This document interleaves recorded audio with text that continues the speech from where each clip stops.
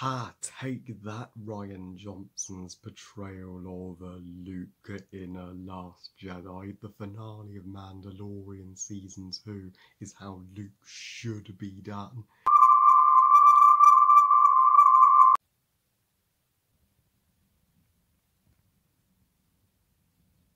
The Mandalorian Season 2 is the second season of the Star Wars show on Disney Plus, created by Jon Favreau, and tells the story following the events of Season 1, where the Mandalorian, played by Pedro Pascal, is now officially the adopted father of course, Baby Yoda, who is revealed to be Grogu in this season. And due to Grogu being one of Yoda's kind, he is one of the last hopes of the Jedi Order, as the last surviving Jedi.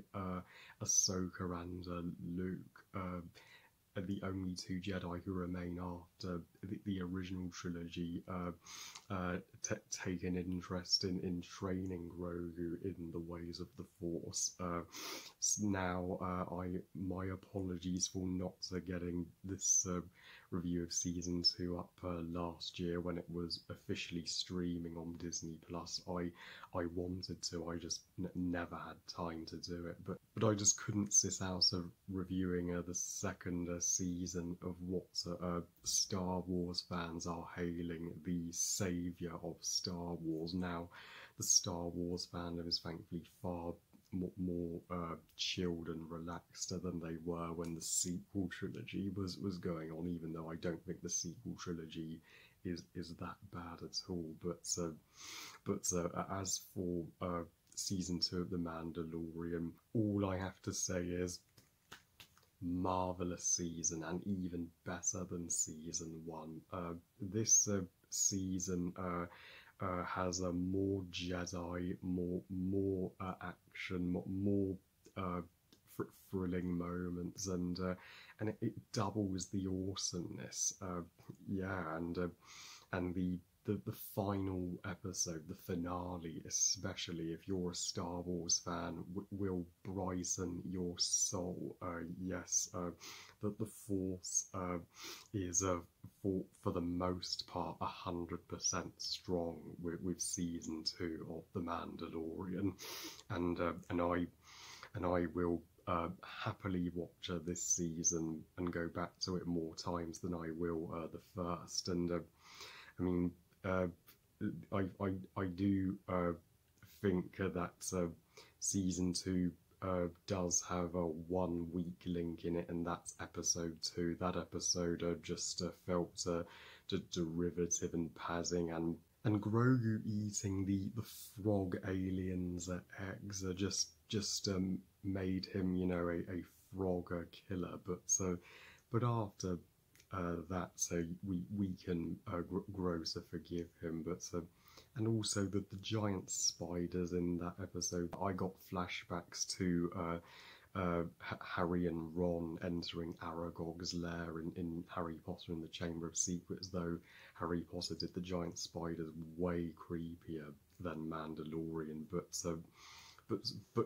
But all the other episodes are at worst good and best magnificent. The opening episode with the giant worm was until Episode 4 my favourite episode. I mean that is one of the most astonishing action scenes I have ever seen for a TV show. Episode 4 dethroned it with that exhilarating chase sequence, which may be the greatest chase sequence in the Star Wars saga since the chase scene in Rise of Skywalker. And I didn't think it could get better after that, but boy was I wrong.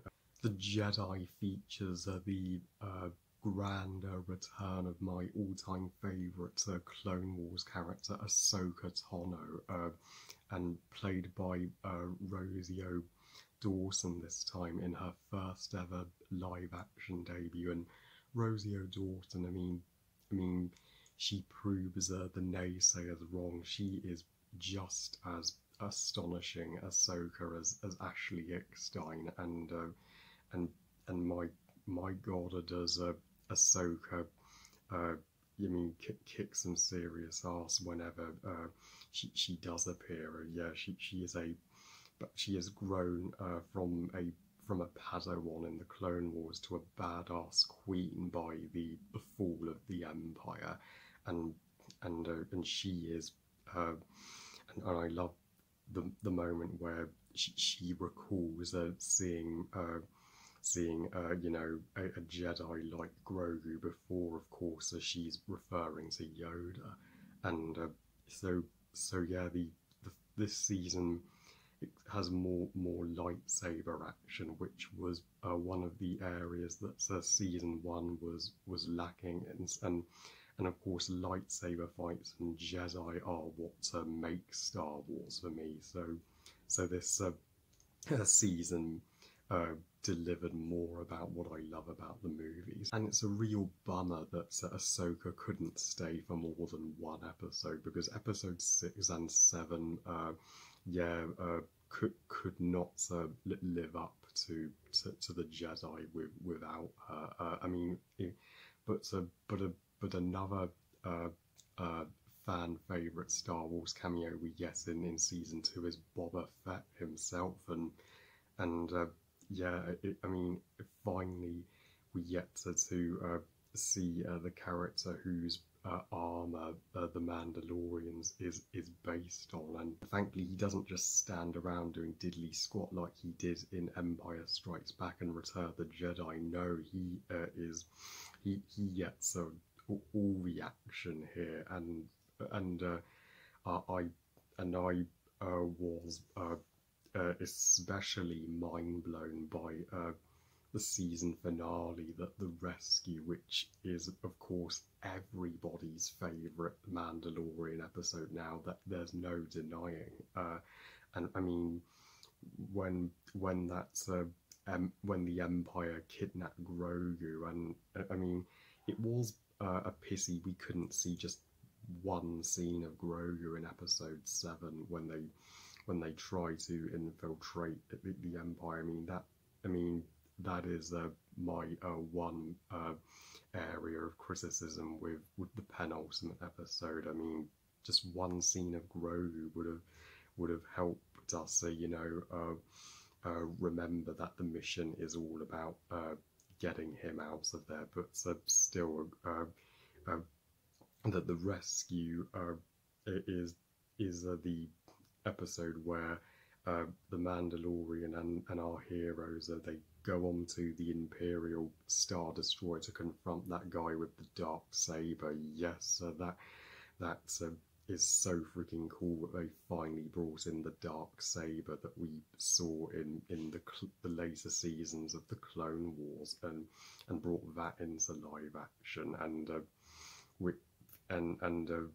when we think the Mandalorian and our heroes and Grogu are doomed and have no escape from these black Imperial droids, a mysterious hooded Jedi with a green lightsaber aboard the ship and absolutely annihilates and wipes the floor with the Imperial droids. And when he takes off his hood, we all know who it is. It's Luke freaking Skywalker. And I was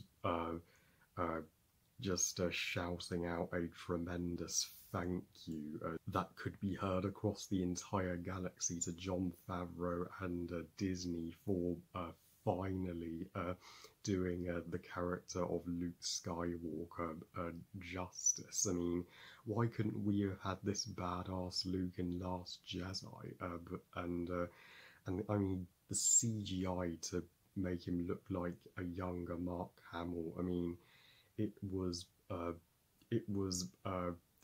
entirely convincing that you were sure Mark Hamill actually came back and took a de-aging potion to make himself look like he did back in Return of the Jedi in 1983, and then we get to the most emotional Mandalorian scene period, the goodbye between the Mandalorian and Grogu, and Pedro Pascal, he gets to remove his helmet a bit more in this season than he did in the first, so he gives a stronger emotional performance, and yeah, his acting is terrific when he's breaking down and crying in front of Grogu when he's handing him over to Luke, and you're just like this is the most hard-hitting goodbye scene since Hiccup and Toothless's farewell in How to Train Your Dragon 3: The Hidden World. Okay, maybe not quite as heartbreaking as that, but this is still a heartbreaker. But we know in our hearts that they will be reunited again in Season 3 after Grogu has completed his training. So will Grogu be an older character in Season 3, and will he be at least at the rank of Jedi Knight under Luke's training?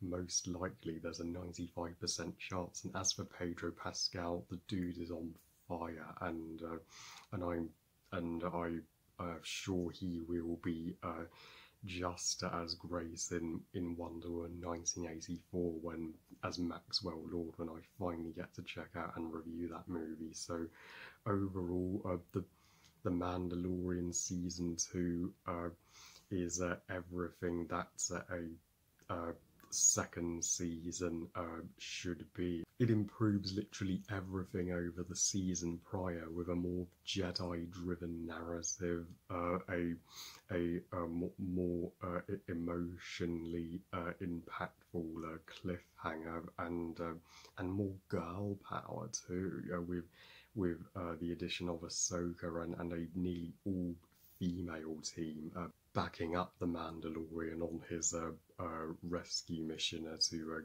get Grogu back. And it's raised my expectations for Season 3. Season 3 could be the best of the lots. Will we get a cameo from Darth Vader? Fingers crossed. I give The Mandalorian Season 2 4 stars out of 5. Great show. As for my personal ranking of the episodes in Season 2, number 8, Episode 2, number 7, Episode 3, number 6, Episode 1, number 5, Episode 4, number 4, Episode 6, number 3, Episode 7, number 2, Episode 5, and number 1, of course, Episode 8, The Rescue, obviously. Well, I love you guys, thank you for watching, I hope you guys enjoyed this review, and what are your thoughts on The Mandalorian Season 2, and which season did you like better? Please comment and let me know, please like this video and subscribe, but please follow on Twitter and on Instagram, and I'll see you next time when I review a Cobra Kai Season 3. I have a lot to say about that epically flawless third season, and remember, movies are us. Bye guys.